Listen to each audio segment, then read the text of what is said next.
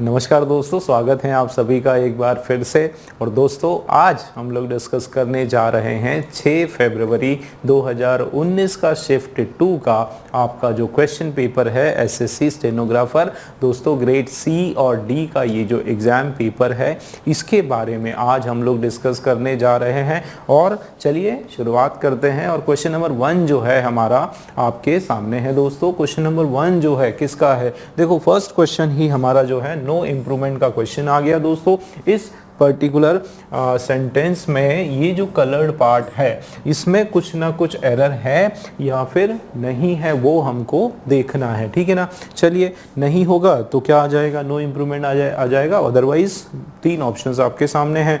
देखो क्या लिखा हुआ है कि scientific theories of space are too intricate to only that only few people comprehend them, है ना। इंट्रिकेट का मतलब होता है कॉम्प्लिकेटेड, ठीक है। इंट्रिकेट का क्या मतलब होता है, कॉम्प्लिकेटेड, ठीक है। इतनी कॉम्प्लिकेटेड है, ठीक है, इतनी कॉम्प्लिकेटेड है कि केवल जो है कुछ लोग जो है वो ही उसको क्या कर पाते हैं, कॉम्प्रिहेंड कर पाते हैं, उसको समझ पाते हैं। तो अंडरस्टैंड देम, ठीक है ना, ये सेंस आ जाएगा कि केवल कुछ ही लोग जो है उसको समझ पाते हैं। तो अब हमको देखना है, देखो 2 लिखा हुआ है ना, 2 लिखा हुआ है तो यहाँ पर क्या है, दैट। दोस्तों ये आपके जो है ना, ये आपके कंपाउंड कंजंक्शंस है। ये हमारे क्या है, कंपाउंड कंजंक्शंस, ठीक है ना। और इन कंजंक्शंस में हमको एक चीज़ ध्यान रखना है कि इनकी एक पेयरिंग होती है। दोस्तों अगर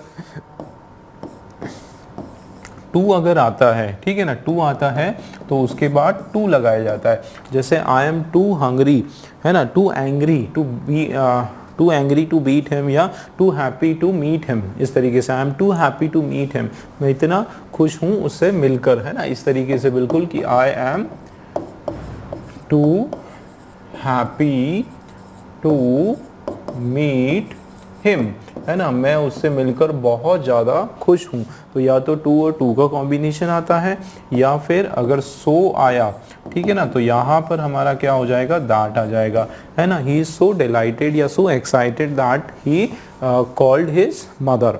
वो इतने एक्साइटेड थे कि उसने क्या किया, अपनी मम्मी को, मदर को फ़ोन कर दिया। तो या तो सो आता है तो उसके साथ दैट लगेगा, और अगर 2 आता है तो उसके साथ 2 लगेगा। तो यहाँ पे हम क्या देख सकते हैं कि देखो the scientific theory of the space are too intricate that only few people. तो यहाँ पर दैट का प्लेसमेंट जो है कि केवल कुछ लोग ही जो है उसको, देखो 2 इंट्रिकेट 2, देखो यहाँ पर 2 नहीं आएगा। यहाँ पर अगर आप बोलेंगे 2 और यहाँ पर हम लोग 2 लगाएंगे तो दोस्तों इसके बाद मीनिंग भी सही होना चाहिए, ठीक है ना। क्या हो रहा है यहाँ पर, आप देखो कि 2 इंट्रिकेट तो 2 ओनली, तो 2 के बाद ओनली नहीं आएगा। इसका मतलब जो है दैट के अंदर हम लोग चेंज नहीं करने वाले। चेंजेस हमारा जो है किस में करेंगे, हम लोग 2 में करेंगे, और इसके बदले जो है हम लोग लगा देंगे यहाँ पर सो, ठीक है ना। तो क्या हो जाएगा, the scientific theory of space are so intricate that only few people comprehend them, ठीक है। तो एरर जो है हमारा, जाहिर सी बात है, ये हमारा फर्स्ट वाला जो है बिल्कुल राइट हो जाएगा कि so intricate that only few people can comprehend them, ठीक, ये हमारा राइट आंसर, ठीक है। यहाँ क्या प्रॉब्लम है, सो इंक्रीमेंट एज। दोस्तों सो के साथ जो है एज नहीं आता है, ठीक है, दैट आता है। जाहिर सी बात है, सो के साथ जो है क्या आता है, दैट आता है। तो एज तो यहाँ पर नहीं आने वाला, इसका मतलब ए वाला राइट ऑप्शन है। चलिए नेक्स्ट क्वेश्चन जो है आपका दोस्तों, हार्डली का रूल आ गया। Hardly had I arrive at the station then the train came, sorry, है ना। Hardly had I arrive at the station then the train came. अब दोस्तों जैसे हमने फर्स्ट में सो और दैट का 2 और 2 का पढ़ा था, वैसे ही हार्डली का रूल भी चलता है। दोस्तों ये जो हार्डली जो है इसके साथ हमेशा कौन सा क्या आपका पेयरिंग बनता है, वेन का पेयरिंग बनता है, ठीक है ना। हार्डली के साथ कौन सा पेयरिंग बनता है, वेन के का पेयरिंग बनता है। और एक और वर्ड होता है नो सूनर, क्या होता है, नो सूनर, तो उसके साथ जो है कौन सा पेयर बनता है, देन का पेयर बनता है। ये आपको याद रखना है, ठीक है। उसके अलावा जो है आपको और क्या याद रखना है, रूल ऑफ इन्वर्जन। दोस्तों इनके साथ जो है रूल ऑफ इन्वर्जन लगता है, किनके साथ लगता है, या तो जैसे आपका हार्डली आ गया, ठीक है ना, हार्डली आया, या फिर रेयरली आया, या नो सूनर आया, ठीक है, नो सूनर आया, या सेल्डम आया, ठीक है, या फिर बेयरली आया। तो ये जो वर्ड्स आते हैं इनके बाद जो है आपका क्या लगता है, रूल ऑफ इन्वर्जन। दोस्तों रूल ऑफ इन्वर्जन हमारा क्या होता है कि इसमें हम लोग सबसे पहले ऑक्सिलरी वर्ब लगाते हैं, ठीक है, उसके बाद जो है सब्जेक्ट लगाया जाता है, और उसके बाद जो है या तो मेन वर्ब आता है, ठीक है, मेन वर्ब का या तो थर्ड फॉर्म भी हो सकता है और फर्स्ट फॉर्म भी हो सकता है, ठीक है, फर्स्ट फॉर्म भी हो सकता है। किस पर डिपेंड करता है कि अगर यहाँ पे अगर हैड आया, ठीक है ना, यहाँ पर अगर हैड आया तो इधर जो है कौन सा आएगा, मेन वर्ब का थर्ड फॉर्म आने वाला है, और यहाँ पर अगर डिड आया, ठीक है, यहाँ पर अगर डिड आया तो मेन वर्ब का कौन सा फॉर्म आने वाला है, फर्स्ट फॉर्म आने वाला है। बिल्कुल इसी तरीके से आप लोगों को याद रखना है, ठीक है।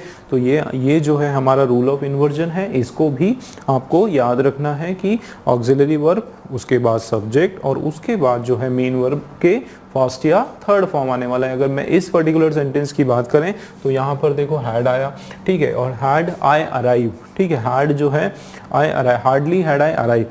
देखो ऐसा ये कंपलसरी नहीं है यहाँ पर कि यहाँ पर थर्ड ही होगा कि फर्स्ट होगा, है ना, फर्स्ट भी कुछ कंडीशंस में फर्स्ट भी आ सकता है, तो वो हमारा पॉइंट नहीं है कि हार्डली हैड आई अराइव, ठीक है, एट द स्टेशन। वो मीनिंग के हिसाब से डिपेंड करता है, सेंटेंस का क्या मीनिंग आ रहा है उस हिसाब से। तो hardly had I arrive at the station, एक चीज़ तो डन है कि हार्डली है तो उसके बाद क्या आना चाहिए, देन नहीं व्हेन आना चाहिए, when the train come, but, है ना, बट हम लोग अगर देखें तो देन का यहाँ पे जो प्लेसमेंट है वो बिल्कुल बराबर है।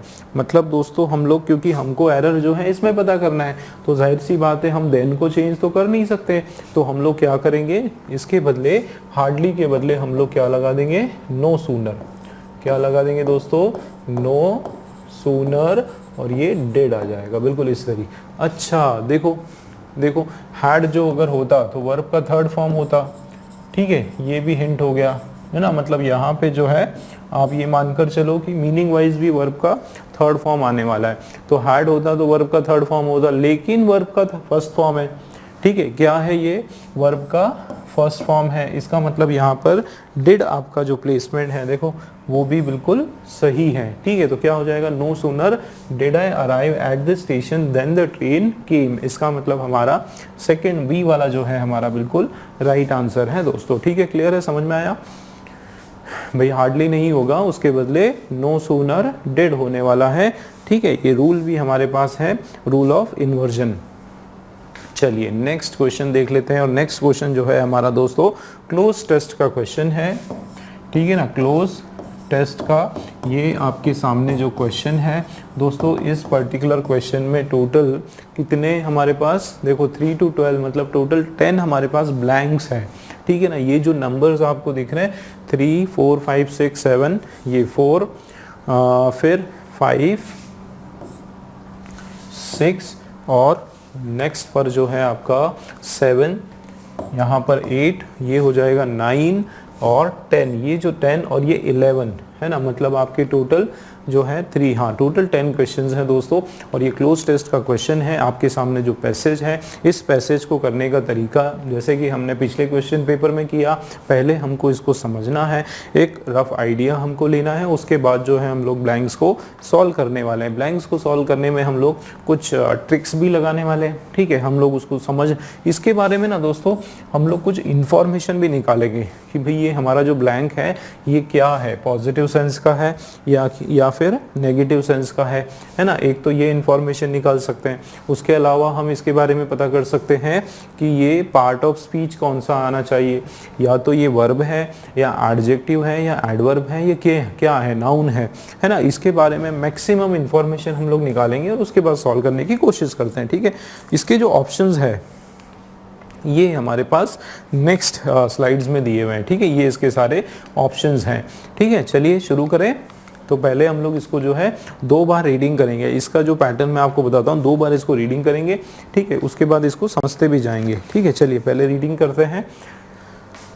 क्या लिखा हुआ है? The first murder ever dash in the United state occurred in September 1630 shortly after the pilgrims arrived in Massachusetts, ठीक है, Massachusetts.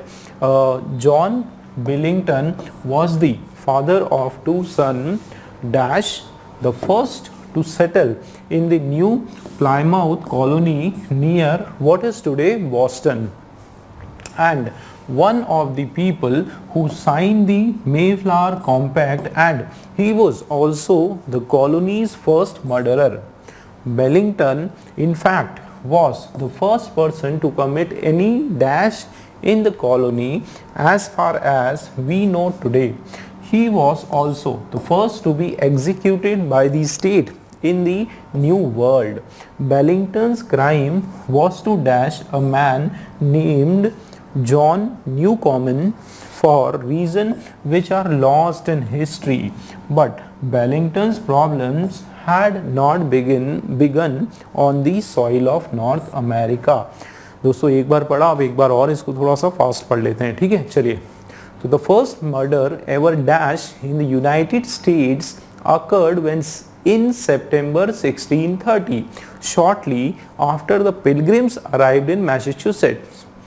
John Millington was the father of the 2 sons dash the first to settle in New Plymouth colony near what is today Boston, and one of the people who signed the Mayflower Compact, and he was also the colony's first murderer.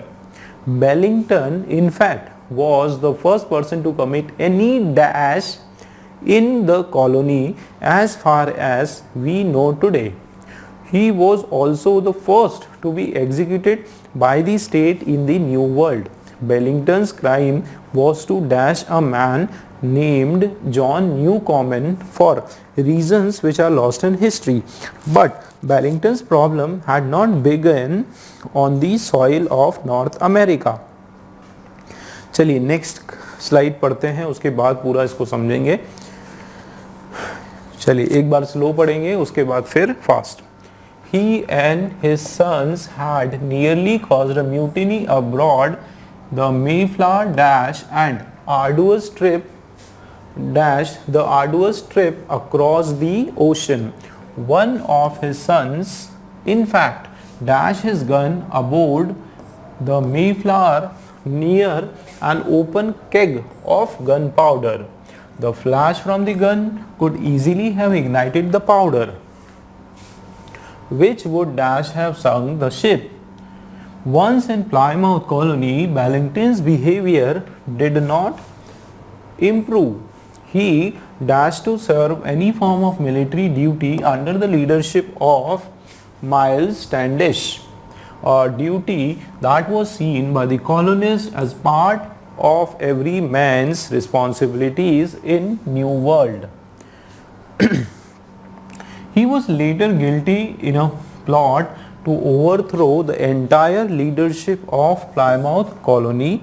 A lack of evidence prompted the town's leaders to let him go free. In the end, Bellington's rebellious and angry nature caught up with him. He was found of the murder of John Newcomen and died in disgrace on the gallows. ठीक है, ये slow पढ़ा, अब एक बार थोड़ा fast पढ़ते हैं। He and his sons had nearly caused a mutiny aboard the Mayflower dash the arduous trip across the ocean. One of his sons, in fact, dashed his gun aboard the Mayflower near an open keg of gunpowder, The flash from the gun could easily have ignited the powder, which would dash have sunk the ship. Once in Plymouth colony, Ballington's behavior did not improve. He dashed to serve any form of the military duty under the leadership of Miles Standish, a duty that was seen by the colonists as part of every man's responsibilities in the New World. He was later guilty in a plot to overthrow the entire leadership of Plymouth colony. A lack of evidence prompted the town's leader to let him go. In the end, Bellington's rebellious and angry nature caught up with him. He was found of the murder of John Newcomen and died in disgrace on the gallows. ठीक, तो ये हमने इसको reading किया और दोस्तों reading करके जो है हमको एक आइडिया लग गया कि किसी पर्सन के बारे में ये पूरा का पूरा क्लोज टेस्ट का पैसेज है और वो पर्सन का जो नाम है वो क्या है, वो तो हाँ ये दिया हुआ है। इसका नाम जो है, इस पर्सन का क्या नाम है, जॉन बेलिंगटन है और जो कि क्या था, एक पिलग्रिम था। ठीक है, मैं आपको समझाने वाला हूँ एक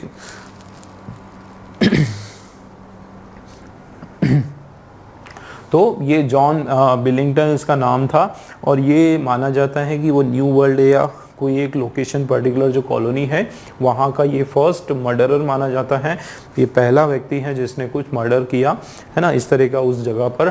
तो उसके बारे में पूरा का पूरा पैसेज है। ठीक है, चलिए अब समझते हैं और उसके साथ साथ जो है हम लोग पहले हम लोग इसको पूरा समझ लेते हैं। देखो दोस्तों, ऐसा देखा गया है कि स्टेनोग्राफर में जो है आपकी अंडरस्टैंडिंग के बेस बहुत सारे क्वेश्चंस आते हैं। आपके ट्रिक भी काम नहीं करते जब तक आपकी जो है अंडरस्टैंडिंग, आपकी उसकी समझ जो है पैसेज की, अगर वो आप समझ नहीं पाए ना तो उसको करना बड़ा मुश्किल हो जाएगा। क्योंकि क्या होता है कि कई बार ट्रिक्स काम नहीं आती है। आपको ट्रिक कब काम आएगी, जब आपकी समझ भी अच्छी हो। तो दोनों चीज़ों का मिश्रण होना चाहिए। कई बार ट्रिक्स काम आती हैं, कई बार समझना पड़ता है। तो दोनों चीज़ें, क्योंकि अभी हमारे पास समय है, हम पेपर एकदम डिटेल में डिस्कशन कर रहे हैं, तो इसलिए जो है मैं एक्सप्लेनेशन पर ज़्यादा जोर दे रहा हूँ। ठीक है, तो उम्मीद है आप लोग भी जो है मेरे साथ बिल्कुल मेरी बात को आप लोग भी मानेंगे और मेरे साथ समझने की कोशिश करेंगे। ठीक है, चलिए शुरू करते हैं, इसको पूरा समझेंगे हम लोग। तो क्या हो रहा है, देखो, the first murder ever dash in the United States occurred in September 1630। चलिए अब सीधा एक आइडिया हमको लग गया। अब हम लोग जो है इसको सॉल्व भी करते हैं साथ साथ। ठीक है, समझने के साथ सॉल्व करते हैं कि जो पहला जो मर्डर है जो हुआ था कहाँ पर, जो कभी हुआ था कहाँ पर, डैश इन द, जो भी हुआ होगा डैश है, मैं first ever murder dash in the, कहाँ पर, यूनाइटेड स्टेट्स, अकर्ड इन सितंबर। वो कब हुआ था फर्स्ट मर्डर, वो हुआ था सितंबर 1630 में। और बिल्कुल किसके पहले, shortly after the pilgrims arrived in Massachusetts, है ना। ये मैसेच्यूसेट जो है एक शहर है, उसका नाम है। ठीक है, अमेरिका में है ये। तो कुछ पिलग्रिम शरणार्थी जो हैं वो आए, कहाँ, मैसेच्यूसेट में आए। कब का किस दौरान की बात है, 1630 की। माना जाता है कि फर्स्ट मर्डर जो है वो यूनाइटेड स्टेट में, यूएस में तब हुआ था। तो देखो, फर्स्ट मर्डर एवर। ठीक है, अब यहाँ पर लग रहा है कि वर्ब आना चाहिए और वर्ब का कौन सा फॉर्म, सेकेंड फॉर्म। तो एवर क्या सेंस में आ रहा है, आप देख लेते हैं ऑप्शन में क्या है हमारे पास। देखो, एवर क्या होगा, फर्स्ट मर्डर एवर अकर्ड, या कंस्ट्रक्टेड, या क्रिएटेड, या कमिटेड। तो यहाँ पे जो वर्ब है ये किसके लिए है, मर्डर के लिए। अब किसी मर्डर, किलिंग के लिए है, तो किलिंग के लिए कौन सा वर्ड अप्रोप्रिएट होगा। देखो, मर्डर को क्रिएट नहीं किया जाता है, मर्डर को कंस्ट्रक्ट किसके लिए होता है, बिल्डिंग्स के लिए। ठीक है, कंस्ट्रक्ट किसके लिए होता है, ठीक है, बिल्डिंग के लिए। क्रिएट यानी क्रिएशन जो है यानी ऑब्जेक्ट्स के लिए क्रिएट होता है, वर्ड होता है। ठीक है, तो ऑब्जेक्ट्स के लिए होता है। और अकर्ड जो है, अकर्ड क्या होता है दोस्तों, कि अकर्ड यानी सिचुएशन। ठीक है, सिचुएशन के लिए। और कमिटेड जो वर्ड है वो किसके लिए होता है, एक तो सुसाइड के लिए होता है, या फिर मर्डर के लिए, है ना, इसके लिए, या फिर किलिंग के लिए, है ना, किलिंग के लिए। तो ये जो वर्ड है आपका सी वाला बिल्कुल आपका करेक्ट है। आप इसमें देखो दोस्तों, ट्रिक्स हम लोग कब लगाते हैं, सपोज हम इसमें कहते हैं कि यहाँ पर क्या आना चाहिए, वर्ब आना चाहिए, ठीक है। अब वर्ब तो यहाँ पर वर्ब आना चाहिए, अब वर्ब का सेकंड फॉर्म आना चाहिए, लेकिन अगर आप यहाँ पर देखोगे तो चारों आपके पास वर्ब है, ठीक है, चारों आपके पास वर्ब है, और चारों जो है वर्ब के कौन से फॉर्म है, सेकंड फॉर्म है। इसका मतलब हमको जब तक उस सेंटेंस का मीनिंग समझ में नहीं आ रहा है तब तक हम लोग इसको कर नहीं पाएंगे, ठीक है। तो मीनिंग के हिसाब से कि मर्डर जो वर्ड है उसके बाद हम लोग क्या लगाते हैं, कमिटेड, है ना, मर्डर जो है वो किया गया। कमिटेड का मतलब क्या होता है, किया गया, हैपेंड, है ना, किया गया। ये इसका बिल्कुल राइट हो जाएगा। इसका मतलब सी वाला जो ऑप्शन है हमारा बिल्कुल सही है दोस्तों, ठीक है। चलिए आगे बढ़ते हैं, आगे नेक्स्ट वाला देखते हैं। तो देखो ये क्या हो गया, स्टेट अकर्ड इन सितंबर 1630 में हुआ था। शॉर्टली, कब, शॉर्टली आफ्टर, जब पिलग्रिम जो है वो मैसाचुसेट्स में आए। अब देखो इसके बारे में बताया जा रहा है कि जॉन बिलिंगटन, क्या है इसका नाम, जॉन बिलिंगटन। वो कौन है, देखो उसके बारे में डिस्क्रिप्शन हो रहा है।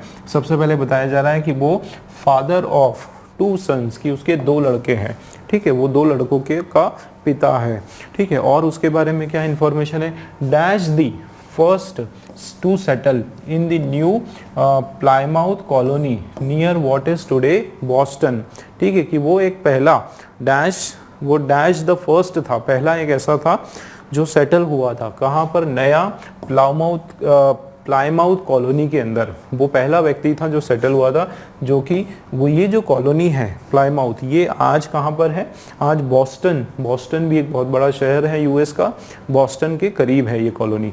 तो चलिए, तो क्या हो रहा है, dash the first to settle, तो क्या होगा, dash the first to settle, तो none of the first to settle, मतलब कोई भी सेटल नहीं हुआ। वहां पर बताया जा रहा है कि वो एक व्यक्ति था जो पहला वहां पर सेटल हुआ था।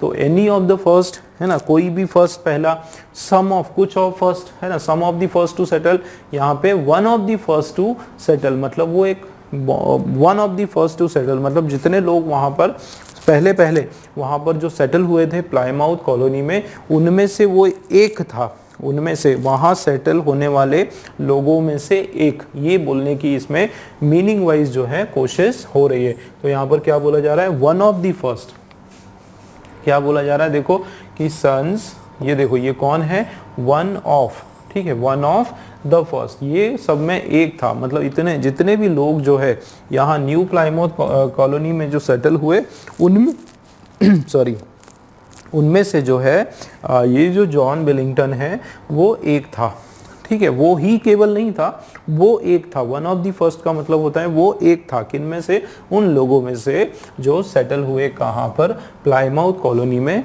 जो कि कहाँ पर है, आज के बॉस्टन शहर के पास में है, ठीक है। और आगे देखते हैं, और देखो दोस्तों एक और हिंट मैं बताऊं, एंड लग गया, है ना, एंड लगा, और उसके जस्ट बाद यहाँ पर देखो वन ऑफ लगा है।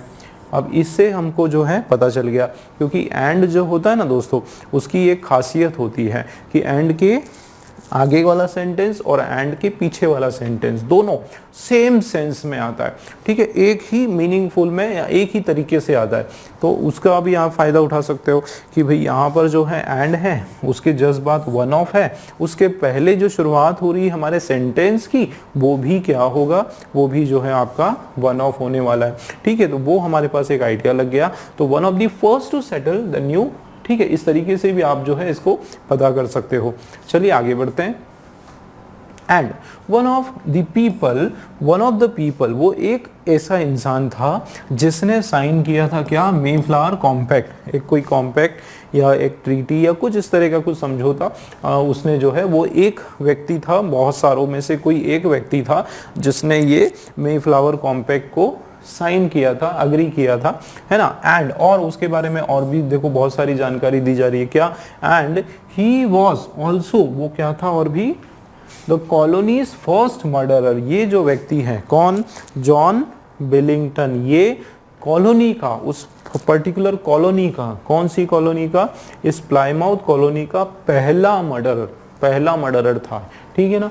आगे देखते हैं, बिलिंगटन, ठीक है, इन फैक्ट कि हकीकत में या सच्चाई में बिलिंगटन जो है वो फर्स्ट पर्सन था to commit any dash in the colony, कि वो एक पहला पर्सन था जिसने इस प्रकार का कोई क्या चीज किया, कमिट किया। As far as we know today, कि आज के तक जो हमारी इंफॉर्मेशन है या हमारे नॉलेज में जितना हम जानते हैं उसके हिसाब से जो है बिलिंगटन जो है वो पहला पर्सन था टू कमिट। अब जाहिर सी बात है वो कुछ कमिट किया, कुछ उसने क्रिया की, कुछ उसने एक्शन किया, एनी डैश। तो बिलिंगटन जैसे कि आपको पता है कि उसने कोई अच्छा काम तो किया नहीं था, ठीक है। वो पहला पर्सन है जिसमें किसी प्रकार का क्या कमिट किया, जाहिर सी बात है मर्डर किया उसने, तो मर्डर करना मतलब एक क्राइम है, ठीक है। तो कमिट एनी क्राइम, कोई भी नेगेटिव वर्ड आने वाला है, ठीक है, और क्राइम से रिलेटेड आने वाला है, तो देख लेते हैं। तो देखो फिफ्थ वाला क्या है, commit any mistake, problem, mischief या क्राइम। तो दोस्तों मर्डर जो है वो कोई प्रॉब्लम नहीं है, वो कोई शरारत नहीं है, वो एक सीरियस क्राइम है, ठीक है, क्योंकि उसने मर्डर किया है। तो जाहिर सी बात है वो क्या है, एक सीरियस क्राइम है, इसलिए हमारा जो है बी बिल्कुल राइट हो जाएगा।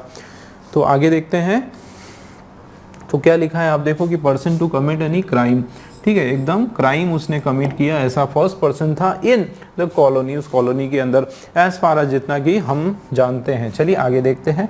He was also the first to be executed, है ना, एग्जीक्यूटिव का मतलब उसको सजा मिली, वो पहला व्यक्ति था, ठीक है। कौन, बिलिंगटन, वो पहला व्यक्ति था to be executed by the state in the new world, जो नया वर्ल्ड है उनके हिसाब से जो नया निर्माण हुआ या यूएस में जो नया डेवलपमेंट हुआ है, जो नया दौर जो है उसमें माना जाता है कि वो एक पहला व्यक्ति था, ठीक है, जिसको क्या किया गया, जिसको एग्जीक्यूट किया गया, मतलब सजा दी गई, ठीक है, उसको जेल हुआ, वो पहला व्यक्ति था। आगे देखते हैं, बिलिंगटन्स क्राइम, देखो यहाँ पर क्राइम की बात हो रही है, ठीक है, इसीलिए मैं बोलता हूँ जब हम पूरा पढ़ते हैं ना तो हमको कहीं ना कहीं से आइडिया लग जाता है, जब हम पूरा उसको पढ़ते हैं तो, ठीक है।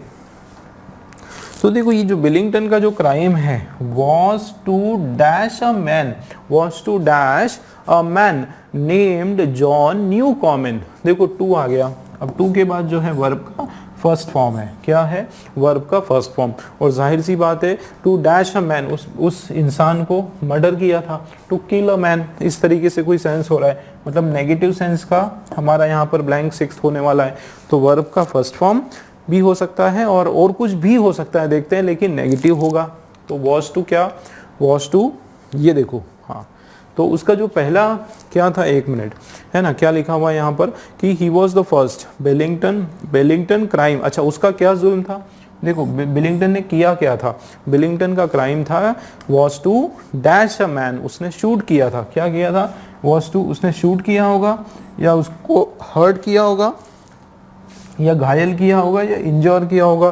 तो जाहिर सी बात है जब किसी का, उसने तो मर्डर किया है ना, तो मर्डर कैसे करके किया, शूट करके किया, तो वॉज टू शूट, क्योंकि हर्ट, ना चोट पहुंचाई, ना उसको घायल किया, ना उसको घाव लगवाया, लेकिन उसने सीधा क्या किया, शूट किया, है ना। चारों के चारों जो है, देखो ट्रिक क्यों काम नहीं आएगी, क्योंकि चारों ही वर्ड आपके जो है, ध्यान दो दोस्तों, मैं बता रहा हूँ ना ट्रिक काम आती, लेकिन ट्रिक यहाँ पर इन स्टेनोग्राफर के क्वेश्चंस में ट्रिक जो है कम काम में आती है, आपको अंडरस्टैंडिंग आपकी सॉलिड होना चाहिए, ठीक है ना।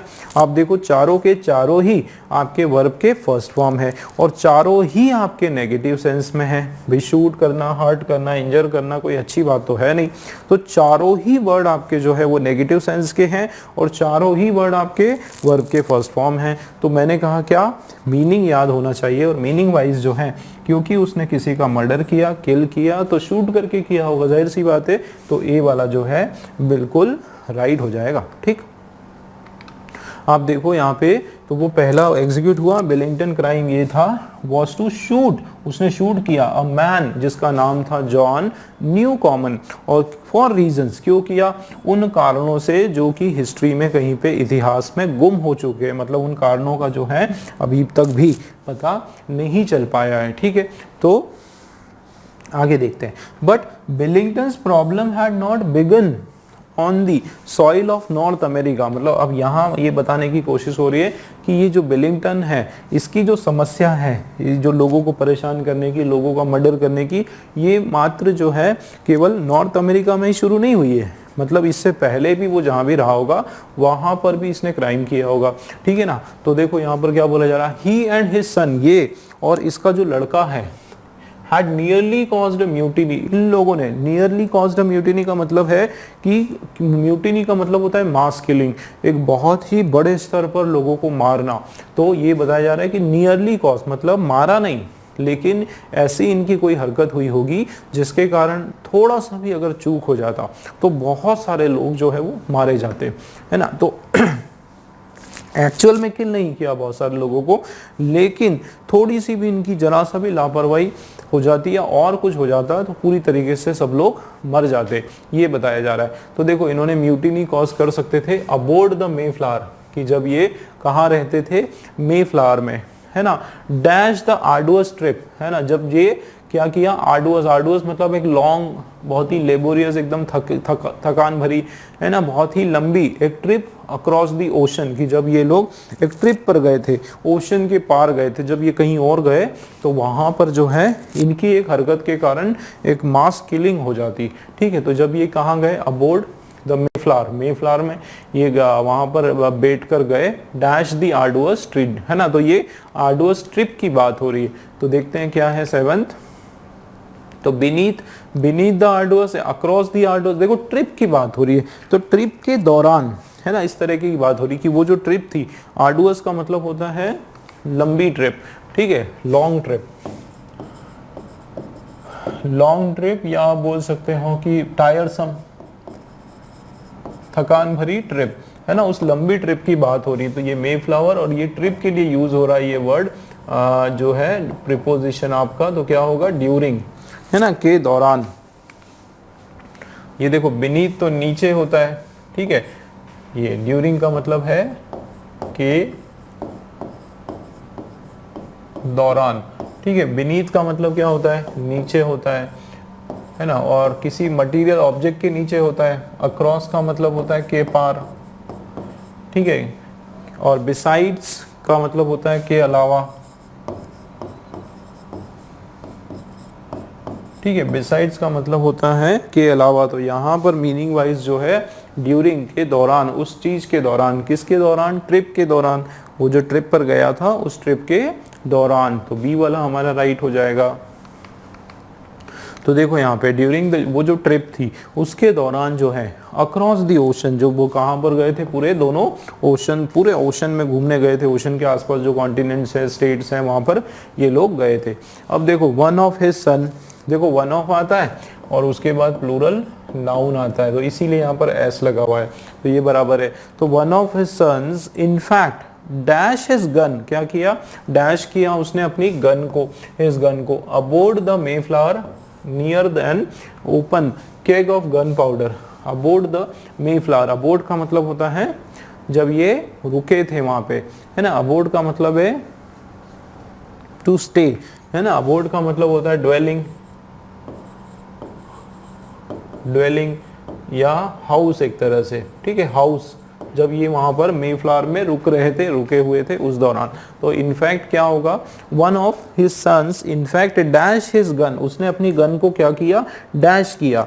तो देखो जाहिर सी बात है वो गन को क्या करेगा, शूट करेगा, गन से गोली चलाएगा, है ना। उसने अपनी गन को क्या किया, थ्रू हिज गन, जब वो अपनी गन नहीं फेंकेगा, यहाँ पे क्या किया, फ्लंग, फ्लंग मतलब भी फ्लाई का थर्ड फॉर्म, वो फायर्ड हिज गन या शॉट हिज गन, तो क्या होगा, शॉट। तो शॉट जो वर्ड है उसका मतलब होता है बुलेट को शॉट करना।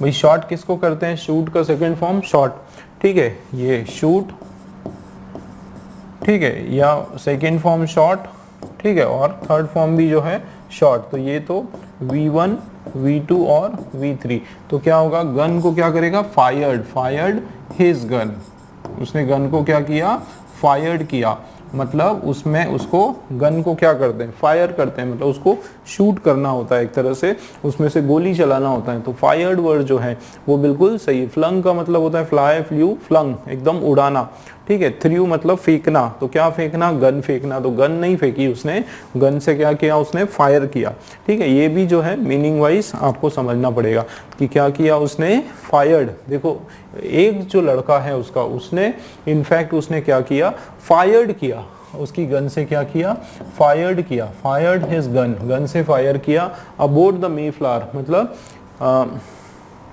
मेफ्लावर के वहां पर नियर एंड, और कहां पे, जहां उसने फायर किया, ठीक है, जहां उसने फायर किया वहां पर एक ओपन केग था, किसका, गन पाउडर का। केग का मतलब होता है एक तरह से फैक्ट्री, गोडाउन, एक गोडाउन था, है ना, किसका, गन पाउडर का, बहुत सारा वहां पर गन पाउडर रखा हुआ था। और गलती से अगर वो बुलेट जो है गन पाउडर को टच हो जाती तो पूरा आगजनी हो जाती और आसपास का सारा इलाका जो है वो जल जाता, लोग सारे जल जाते, और इस तरीके से जो है एक मास, लार्ज स्केल जो है म्यूटिनी हो जाती, ठीक है। तो ये जो है ये उसके लड़के ने ऐसा किया था, gun powder. The flash from the gun, देखो ये बताया जा रहा है कि जो फ्लैश, उसमें से जो चिंगारी है गन से, वो क्या कर सकती थी, देखो कुड आया, तो मतलब ऐसा एक इम्पॉसिबिलिटी को बता रहे हैं ना, एक इस तरह की पॉसिबिलिटी जो हुई नहीं, ऐसी घटना जो हुई नहीं लेकिन हो सकती थी, उस घटना के बारे में यहाँ पर बात की जा रही है, और इसलिए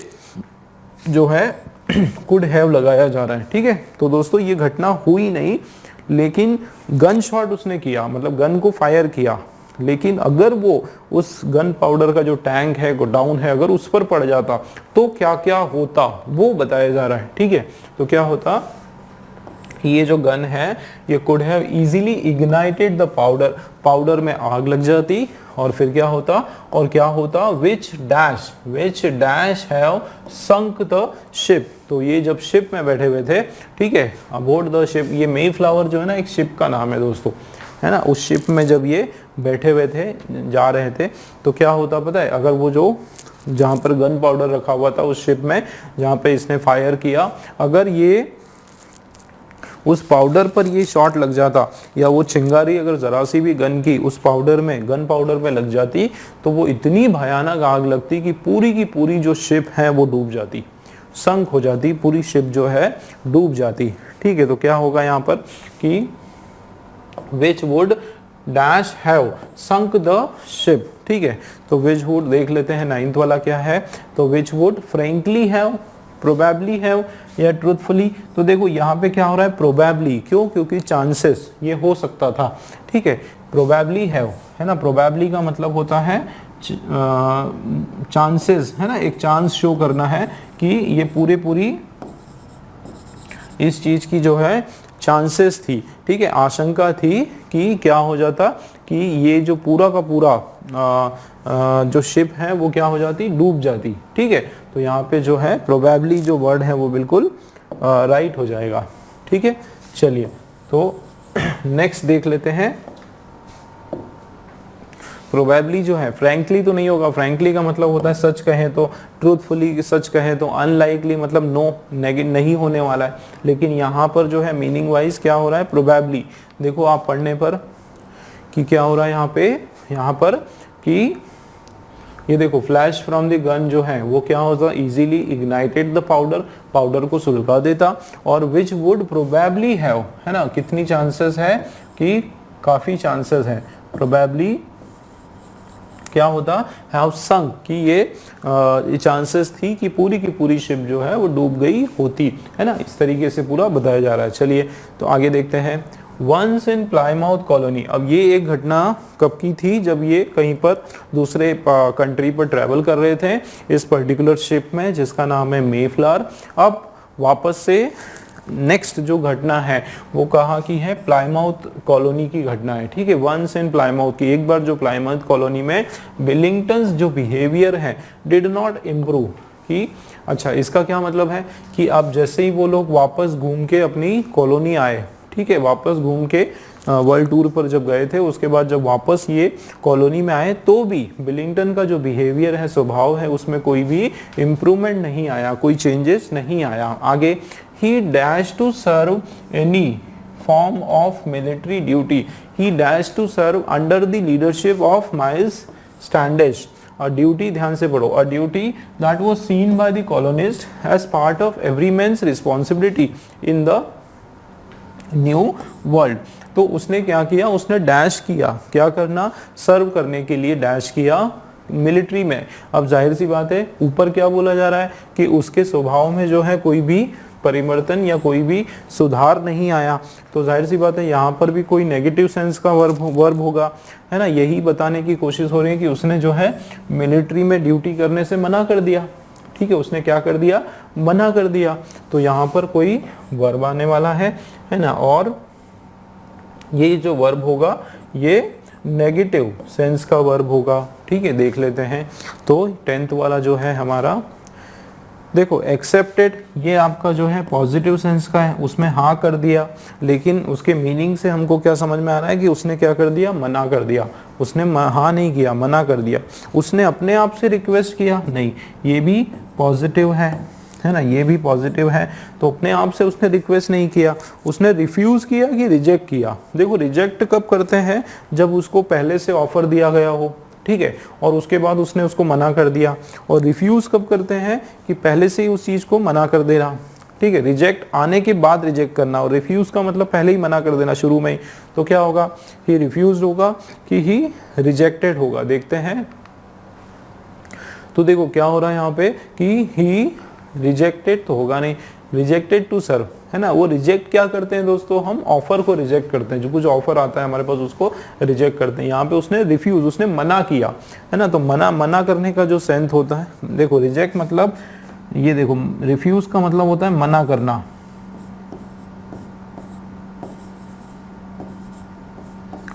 और रिजेक्ट करने का मतलब है उसको ठुकरा देना।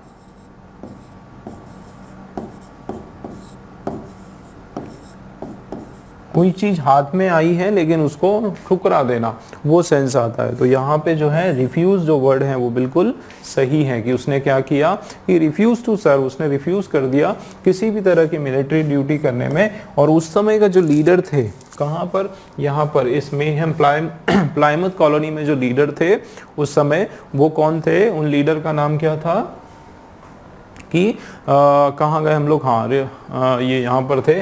तो पार्ट ऑफ मैंस ड्यूटी, देखो ये any under the leadership of miles Standish, ये देखो माइल्स स्टैंडिश जो है ये लीडर थे उस कॉलोनी के। और duty that was seen by the colonists as part of every man's responsibility in the new world, की न्यू वर्ल्ड में जो है उस समय ये हर एक नागरिक की, जो प्लायमथ कॉलोनी में वहाँ पर रहता था, उस हर एक नागरिक की वहाँ पर एक ड्यूटी थी कि उसको जो है कम से कम कुछ समय के लिए मिलिट्री के अंदर अपनी सर्विस देनी पड़ेगी, अपनी जिम्मेदारियों को निभाना पड़ेगा। लेकिन उसके बावजूद जो है इन्होंने, किसने, मिलिंगटन ने उस ड्यूटी को भी करने से मना कर दिया, उसको रिफ्यूज कर दिया, ठीक है। और उस समय जो प्लायमथ कॉलोनी के जो लीडर थे वो कौन थे, माइल्स स्टैंडिश थे। चलिए आगे देखते हैं। तो colony dash a lack of evidence, ठीक है, prompted the town's leaders to let him go free. देखो डैश ऑफ एविडेंस की सबूत, अब देखो उसको छोड़ दिया गया। यहाँ पे देखो लीडर्स को मजबूरी में जो है इसको बिलिंगटन को रिहा कर दिया गया, ठीक है। तो क्या होगा कि लैक ऑफ एविडेंस होगा, क्या होगा, लैक ऑफ, शायद सी बात है एविडेंस की कमी के कारण, ठीक है, एविडेंस की कमी के कारण जो है टाउन के लीडर्स को मजबूरी में जो है उसको रिलीज करना पड़ा।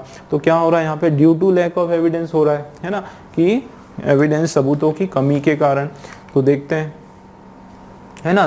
तो हैंस ड्यू टू हो सकता है क्या, हैंस द लैक ऑफ, या देयरफॉर द लैक ऑफ, या बट, या एंड। देखते हैं क्या होगा। तो क्या होगा, तो देख क्या होगा, colony therefore hence a lack of evidence prompted, ठीक है। हैंस क्या होगा कि देयरफॉर होगा। देखो एंड तो होगा नहीं, या बट भी नहीं होगा, बट अ लैक ऑफ, तो क्या होगा, therefore a lack of evidence. यहाँ पर क्या हो रहा है, he was later guilty, sorry यहाँ पर थे ना, आगे पढ़ते हैं। He was later guilty in the plot, कि बाद में जो है उसको क्या किया गया, गुनाहगार साबित किया गया, उसको दोषी माना गया। किसमें, plot to overthrow the entire leadership of Plymouth colony, की बाद में उसको जो है पूरी कॉलोनी का जो लीडरशिप है, जितने भी लीडर्स हैं उनके खिलाफ साजिश रचने में, या उनको हटाने में, तख्ता पलट करने में जो है उसको साजिश करता माना गया, उसमें उसको गुनाहगार माना गया। और फिर क्या हुआ कि लैक ऑफ एविडेंस, सबूतों की कमी के कारण, सबूतों के अभाव के कारण जो है उन लीडर्स को उसको छोड़ना पड़ा। तो यहाँ पर क्या होगा, हमारा जो राइट है वो कि but lack of evidence prompted him, है ना। हैंस या देयरफॉर तो नहीं होगा। देखो हैंस या देयरफॉर का क्या मतलब होता है कि उसने,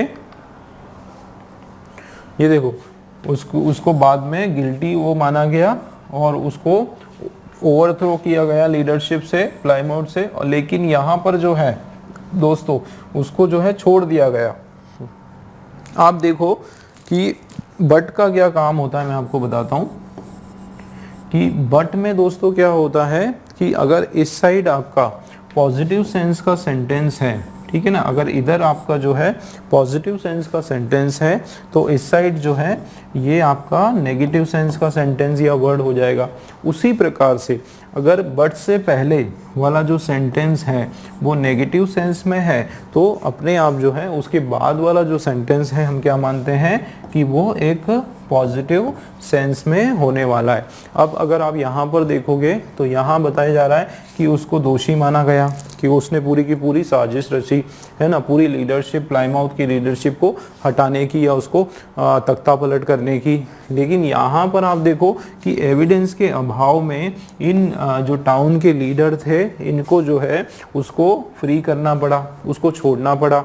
इसका मतलब यहाँ पर दो अपोजिट सेंस की बात हो रही है, ठीक है। इधर ये आपका जो है पूरा का पूरा सेंटेंस जो है यहाँ से यहाँ तक एक पॉजिटिव सेंस में है और नहीं नेगेटिव सेंस में है, ठीक है ना। किस में है, नेगेटिव सेंस में है, क्योंकि ये बता रहे हैं कि उसको गिल्टी साबित कर दिया गया।